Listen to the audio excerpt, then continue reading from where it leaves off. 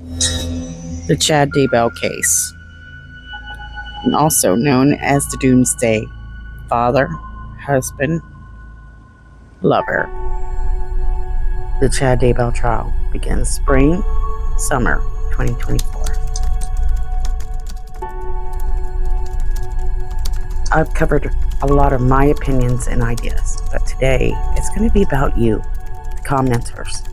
What are you guys saying about this crazy trial? Coming up.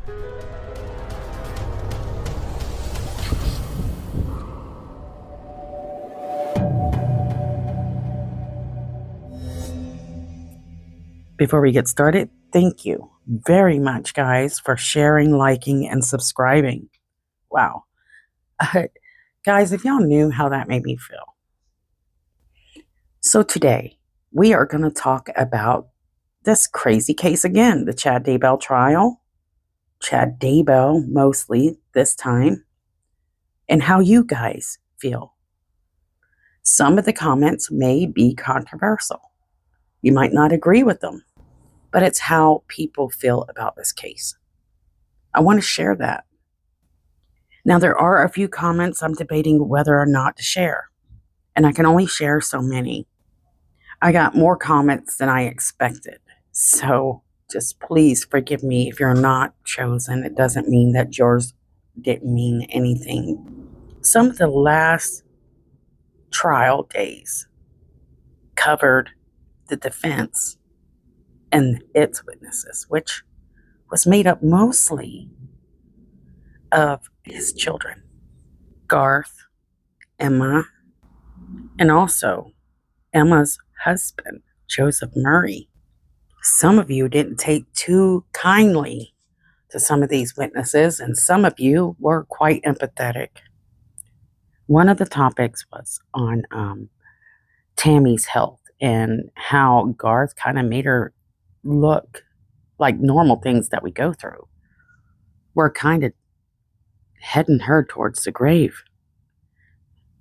Denise says, I have 3 adult sons and I am perfectly healthy, but I often call on my sons to be my muscles too. Remember when Garth said that his mom would ask him to help her when she was working in the yard or in the garden that we don't see? That she would need his help carrying things because she would get winded? I really don't think that's much of a defense, and I don't think we need to worry about that. So the next comment kind of covers how a lot of people feel about whether or not the kids were telling the truth on the stand. Bobby Cat writes, to tell the truth, yet both of them were caught in multiple lies. So how does she feel that we know that they're lying? Well, you have several people that have been witnesses on this case for years now. And a lot of what they say line up with only what they say. So the kids' testimony just don't add up most of the time. Several comments reflected that they believed that the kids were lying. Ones like Suzanne, Beverly Hills. We have an interesting comment on the night that Tammy passed away. The whereabouts of Alex Cox, we know that he was sitting in the church according to his GPS on his phone, not far from the Daybell residence, and that Chad Daybell was supposed to be at home, remember? Garth Daybell is working at the haunted house, and he comes in, according to another witness, sometime after 12 a.m., October 19th. Many people have tried to speculate what exactly happened that night because it just doesn't seem to add up. So here's a comment from Mary Ann. She's going to give you her version of what she thinks happened that night. I think that Chad drove to the church and took Alex and then drove home. Then Bernard Tammy drove Alex back to the church, and in the meantime, Garth found his mom. You know, Marianne, so many people that have followed this case have been racking their brain trying to figure out why Alex's car was parked that far away and how would he make it there on foot. So, remember that new testimony that we heard from Garth Daybell's friend at the haunted house. And how he mentioned he was the one that found his mother, Tammy. And when he found his mother, his dad wasn't around. This starts to make a little more sense. How do you feel about Mary Ann's idea of what happened that night? Well, share it in the comments below. So this comment is talking about how quickly Chad and Lori got married after the death of his wife, Tammy. Tara Mama wrote, "My dad remarried 7 months after my mom died, and we had a hard enough time with that. I can't imagine 2 weeks." Thank you, Tara. So, yeah, I mean, she has a point. You know, getting married that quickly after the death of your spouse, I mean, most people wouldn't. It would take them time to mourn and get over their soulmate. So, it's a giveaway. On the jail phone call, remember when Chad is talking in code? One subscriber has an idea what happened, Nikki Nurse. Chad only says Alex doesn't want violence because he knows he's being recorded.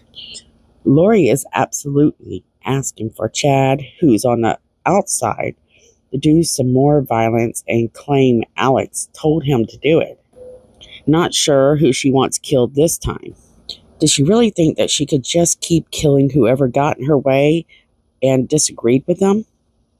Absolute psychopath. Does she not realize that even if Melanie was killed, she already given her information to police and that they are onto them? Even if those bodies were never found, Lori was not getting out unless she produced live children. There are many cases where the parents successfully dispose of bodies, but they are still held responsible since they are the parents who basically had last custody of the child.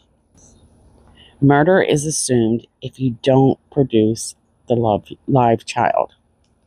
Okay, thank you. And what a great point. I mean, Lori was already going to face some time. It's just how much time would she be facing if they had not found the remains on Chad's property?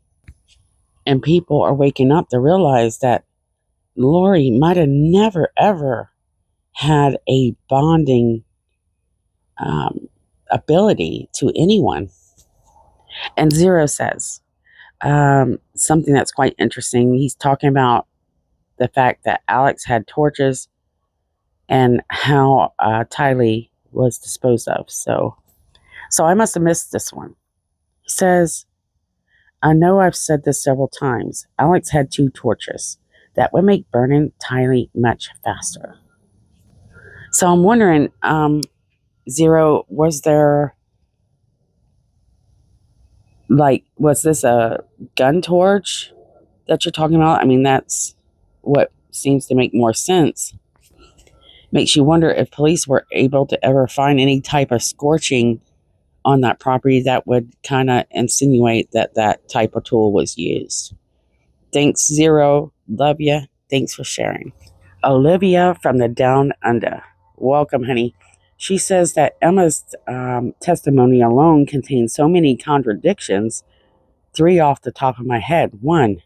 Now, she makes a great point here with number 1. I am a person that gets lost in circles, terrible on direction, but Emma kind of backed herself into a corner with this one.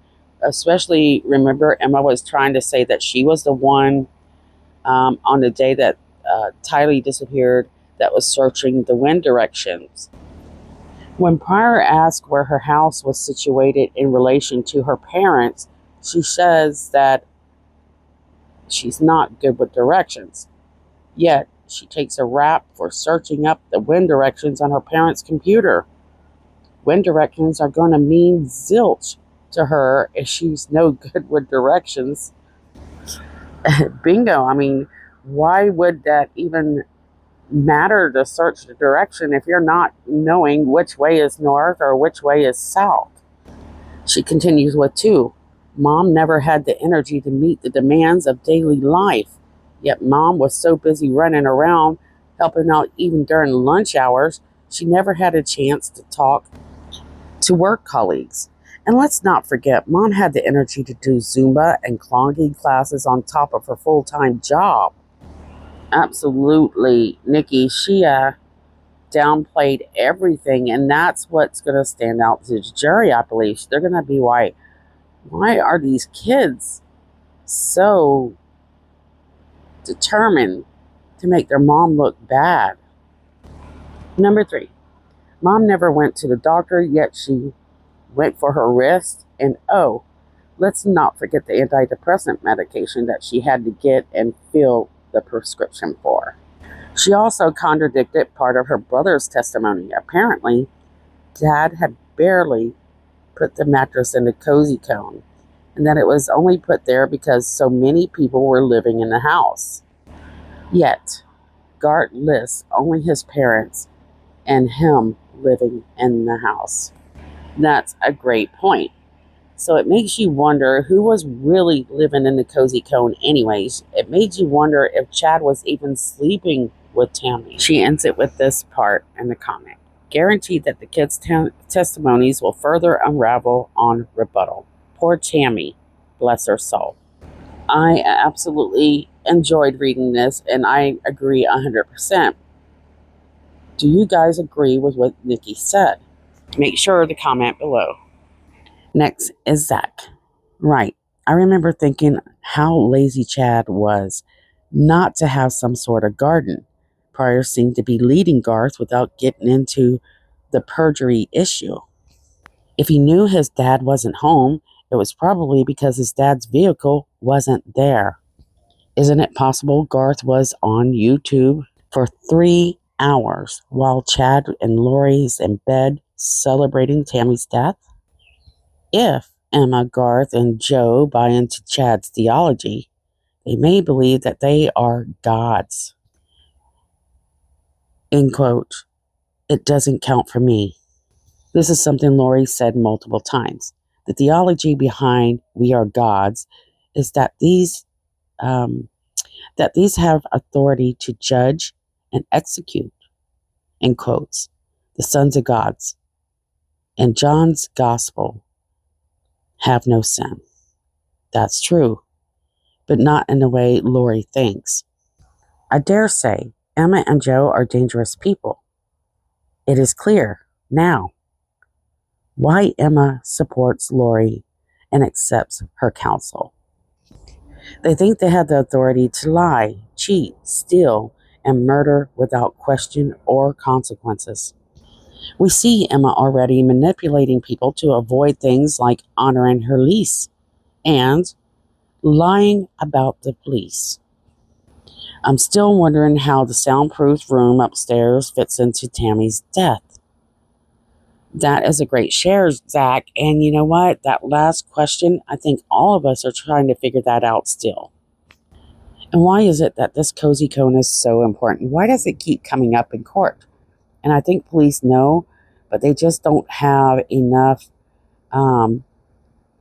evidence, solid evidence, to really say. And I think they do also believe that there's a chance that the kids were helping Chad cover up some of this, but they're not able to prove it.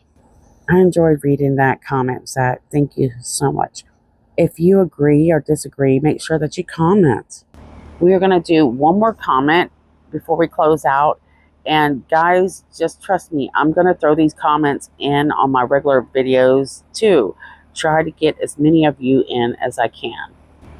These are fabulous comments, so I want to share them. Cheryl Butler writes, I've heard at least 3 versions of finding Tammy passed. 1, Chad found her when she was rolled out of the bed, pulling the sheets off around 6 a.m. 2, Chad found her when he came downstairs around 1:45 a.m. and called for Garth.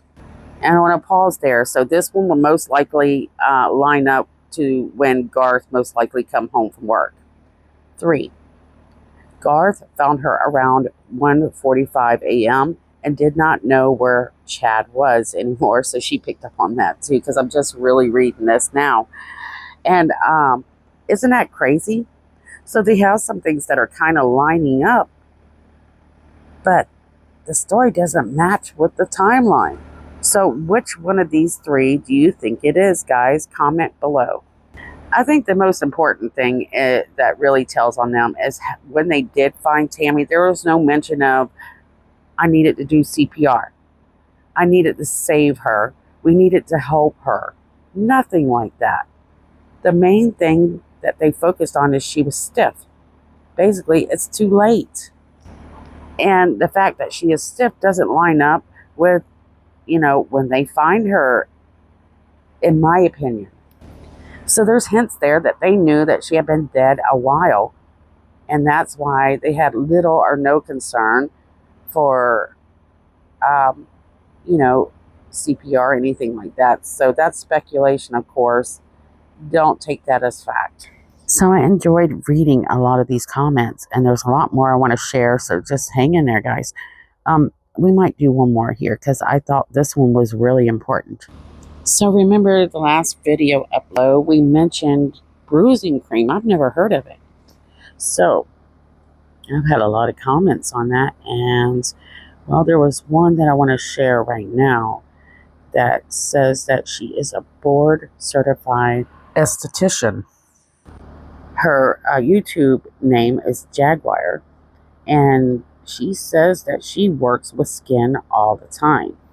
Now, many people were saying that there is a such thing as bruising cream that is used often, but what I've learned is it's more of a herbal remedy.